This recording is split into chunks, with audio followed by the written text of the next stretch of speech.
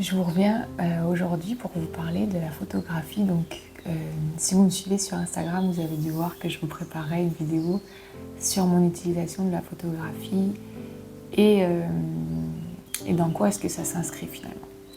Dans une des vidéos précédentes que je vais mise sur ma chaîne YouTube, je vous parlais donc de ma pratique et de ce qui était important pour moi avec les chevaux. Et donc là maintenant, ça s'inscrit toujours dans cette série de vidéos où je vais vous expliquer vraiment mon approche photographique, mais aussi dans quoi est-ce que la photographie s'inscrit à l'intérieur de mon travail. Donc pour commencer, je vais vous raconter une partie de mon histoire finalement, parce que c'est comme ça que j'ai beaucoup appris, c'est en expérimentant moi-même certaines situations, en me faisant vivre moi certaines expériences. Et voilà, donc c'est pour ça que j'ai envie de vous le partager ici.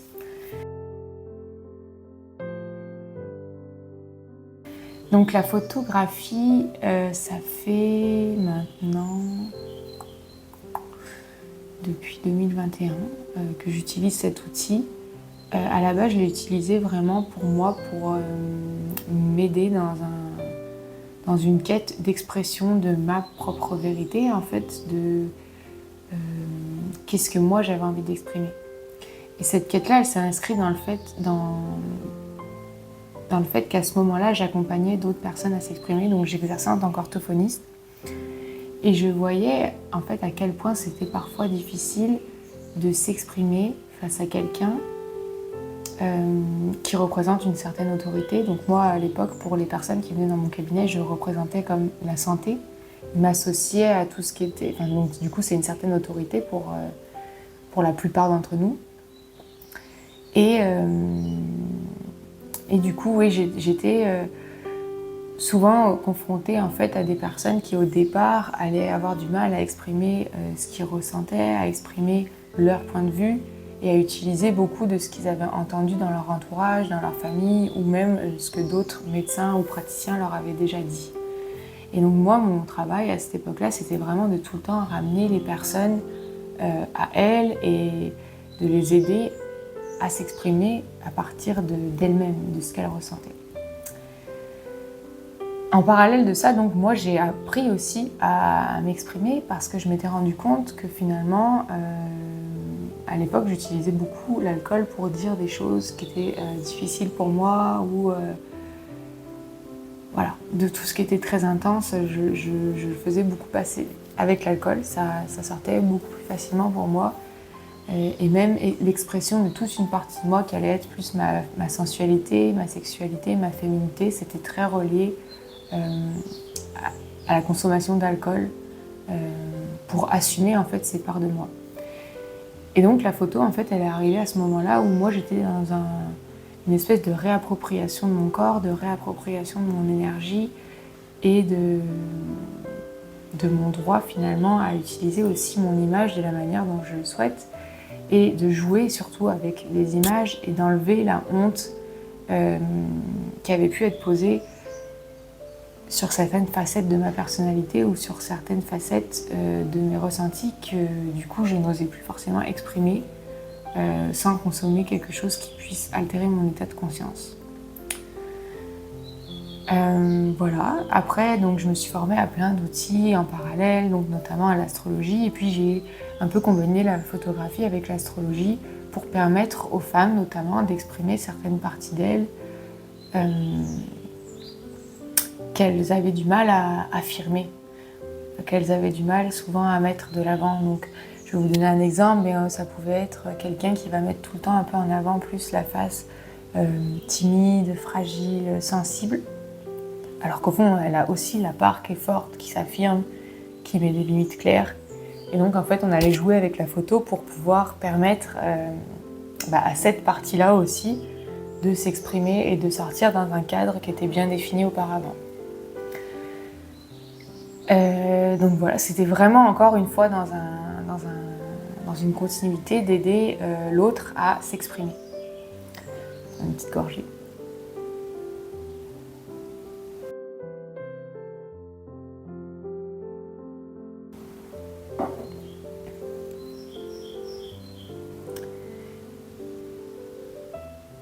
Ensuite, du coup, j'ai décidé vraiment de me consacrer à ce qui était ma passion. Donc, si vous avez regardé la vidéo d'avant, vous savez que c'est le cheval. Donc, j'ai rebifurqué vers les chevaux.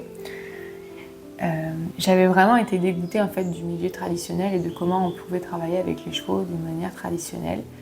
Et j'ai eu envie de, moi, essayer d'autres choses. Et donc, comme j'avais cet outil qui était la photo, je me suis mis à beaucoup photographier mes chevaux et à créer surtout beaucoup de contenants pour que eux puissent exprimer certaines choses que je puisse ensuite photographier.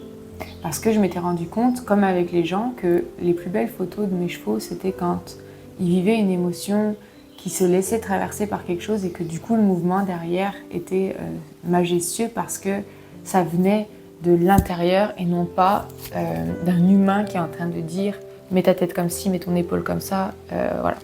Moi, ce qui m'intéressait vraiment, c'est l'essence du cheval qui peut s'exprimer. Et des fois, c'était même juste un faciès. En fait, voilà, de capter les émotions de mes chevaux et d'arriver à les retranscrire grâce à la photo. De faire ces expériences-là, de photographier les chevaux, ça m'a vraiment appris beaucoup de choses et notamment d'arriver avec une posture qui était vraiment nouvelle pour moi à l'époque, la posture de la personne qui contemple, qui tient l'espace pour mes chevaux et plus que pour les humains. Et du coup, ça m'a vraiment permis de créer une relation de confiance incroyable avec mes chevaux. Et ouais, je pense de juste être là pour eux en fait et de leur permettre aussi de se relâcher et de vider parfois certaines émotions. Parce qu'on entend souvent dire que les chevaux vont nous être d'une grande aide, mais je suis persuadée qu'à l'inverse, nous pouvons aussi accompagner les chevaux à relâcher certaines tensions, à relâcher certaines émotions, et parfois juste par notre simple présence. Et à l'époque, je n'avais pas du tout conscience de comment j'approchais mes chevaux, mais à partir du moment où j'avais commencé à me former au Reiki et à pratiquer vraiment avec discipline cette thérapie énergétique-là, sur moi-même, surtout sur moi-même, et bien en fait, quand j'arrivais vers mes chevaux, j'arrivais avec une énergie d'amour, d'abondance, de douceur, et ensuite, j'avais plus qu'à mettre un cadre, et puis eux, ils arrivaient à exprimer des choses que j'aurais jamais pu avoir par une relation d'obéissance où moi, je demande un comportement et où lui me le donne simplement. Donc c'est ça vraiment, la photo, ça m'a permis de prendre ce pas de recul, de ralentir aussi beaucoup, parce qu'à l'époque, j'avais l'impression que pour être une bonne cavalière, une bonne femme de cheval, il fallait que je fasse des choses et que surtout mes chevaux fassent beaucoup de choses. Et avec la photo, je me suis rendu compte que finalement, l'important, puis ça je l'avais déjà remarqué avec les enfants, c'est que l'important en fait c'était pas tant ce que les chevaux faisaient, mais c'était vraiment comment ils se sentaient quand on faisait les choses, et de prêter attention aux micro-symboles,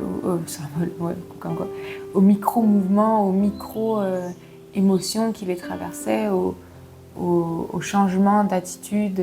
Vraiment, j'ai passé beaucoup de temps à les observer.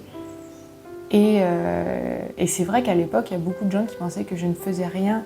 Mais en fait, observer et ne rien faire, c'est déjà quelque chose en soi. Et c'est énorme. Et c'est beaucoup plus difficile pour un humain que de faire des choses finalement.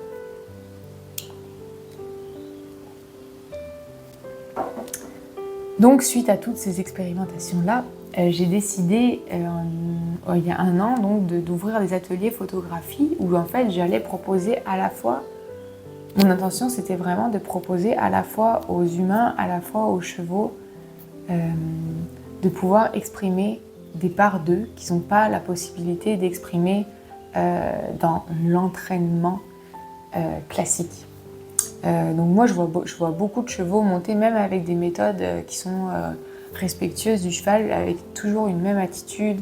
Et ça n'a pas l'air très fun pour eux, ça n'a pas forcément l'air d'être très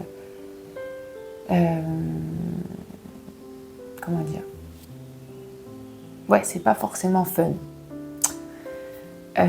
Pour eux, il y a des choses que parfois ils n'arrivent pas à exprimer parce qu'on leur laisse pas le temps de l'exprimer, on leur demande sans cesse quelque chose après quoi. Il faut qu'ils soient réactifs et il faut qu'ils pensent vite et bref, ça crée quand même, mine de rien, ça, des tensions à la fois dans la tête et à la fois dans le corps.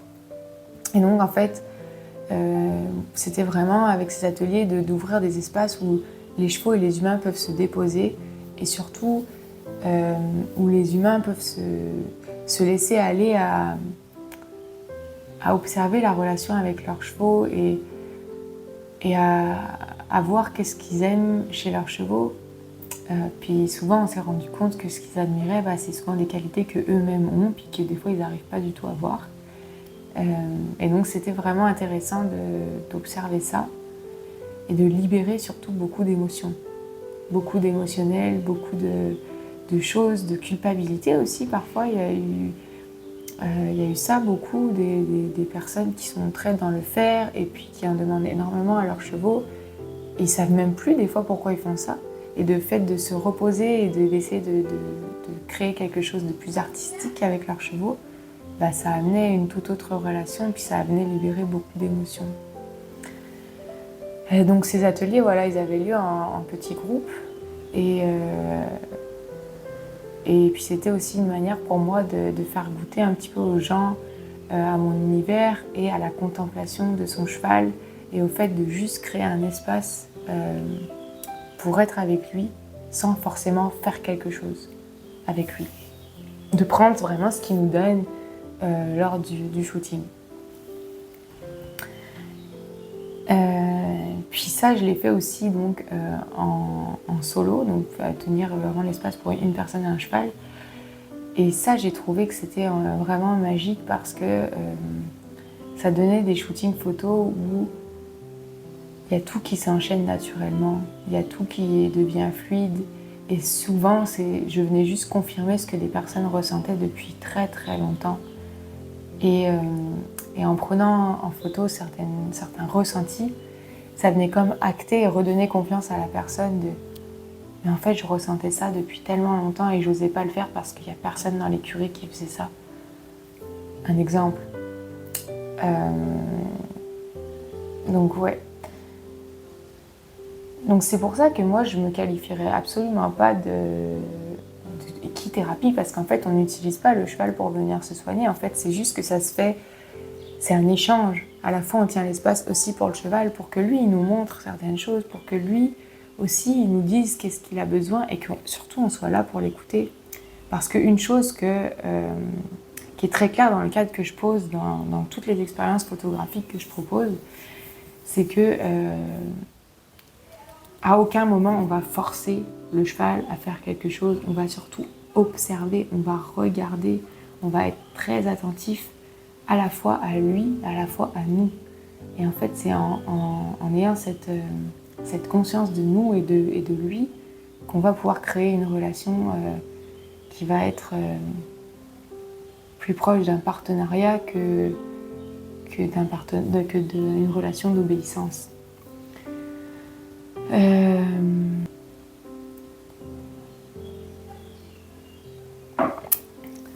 Une des choses principales aussi que j'amène dans ces expériences photographiques et que j'ai envie de faire toucher du doigt aux gens, c'est que quand eux viennent dans un état de méditation, quand eux sont dans les ondes plus proches des ondes θ, ils vont pouvoir connecter avec leurs chevaux à un niveau beaucoup plus profond, beaucoup plus deep.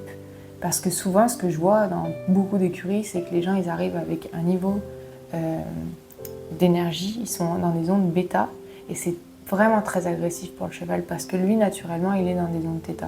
Et donc, il y a comme une espèce de confrontation qui se fait, où ils sont toujours, en fait, en train de guetter nos moindres faits et gestes, et ils ne sont pas vraiment relâchés.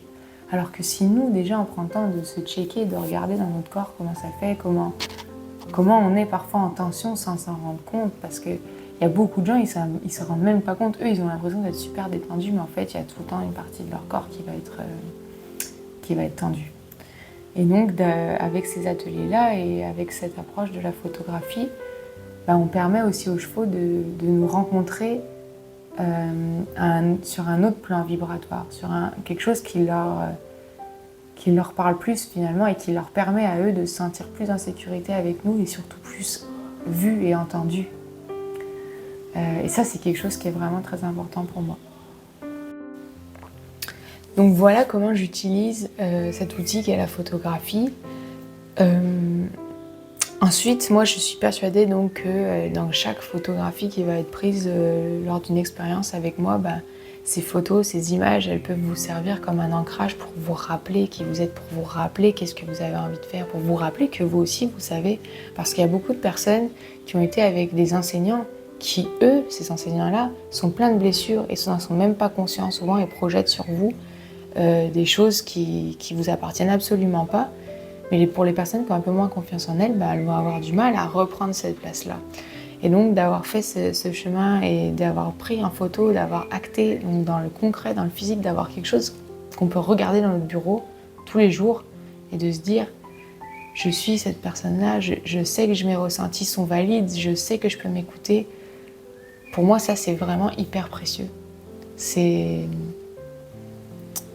tellement important pour moi de redonner aux gens une partie de leur pouvoir qu'on leur a pris parce que des personnes qui avaient beaucoup de blessures et pas pris vraiment le temps ou pas eu le temps d'aller les regarder et puis quand ils nous projettent ça dessus, parfois on arrive à douter et à se dire en fait je sais plus ce qui est vrai, je sais plus ce qui est faux, je sais plus ce qui compte pour moi et on se retrouve à faire des choses ou à pratiquer des choses qui nous parlent absolument pas. Et donc le fait d'avoir fait ces photos-là et de pouvoir les avoir chez soi, c'est aussi quelque chose qui, pour moi, était important. Parce que, comme vous le savez, si vous me connaissez un petit peu, vous savez que j'adore faire des vision boards pour avoir comme une direction, une énergie où aller, en fait, où regarder. Donc voilà. J'espère que ça vous éclaire un petit peu plus sur ma pratique de la photographie. C'est pour ça que je me considère pas comme photographe en fait, c'est juste que j'utilise la photographie pour permettre l'expression à la fois des chevaux et à la fois des humains. Après, je nie pas qu'il y a une partie artistique qui est énorme dans mon travail, que j'adore vraiment les images, c'est quelque chose qui me passionne et j'adore raconter des histoires à l'aide d'images. Et en fait, je pense juste que quand je tiens l'espace pour vous et vos chevaux, je vous permets juste de raconter votre image et de pouvoir vous créer votre univers et de découvrir qui vous êtes. Et c'est à ça que moi j'ai envie de contribuer dans vos vies pour qu'ensuite vous puissiez exprimer ce qui est important pour vous. Voilà. Bon, j'espère que ça vous aura parlé. N'hésitez vraiment pas à me revenir, à me partager, même si vous avez des expériences qui ont été difficiles, ou tout simplement me partager vos expériences avec vos chevaux. Et puis je me suis rendu compte que moi je travaille sur cette relation au cheval, mais en fait ça marche pour beaucoup de choses. Donc n'hésitez vraiment pas, si ça fait un petit écho en vous à me le partager, ça me fait toujours très plaisir de vous lire. Et de voir que mes mots, ils trouvent résonance en vous. Voilà. Allez, sur ce, je vais vous laisser. Je vais retourner à ma rééducation. Des gros bisous, à très vite.